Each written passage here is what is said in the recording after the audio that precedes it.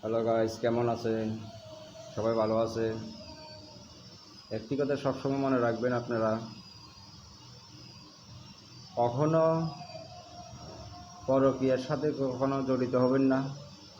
পরকীয়া এমন একটা জিনিস যেটা জীবনের সবচেয়ে একটা সম্মানে আঘাত করে এবং সাংসারিক ক্ষতি, অনেক অশান্তি সৃষ্টি করে।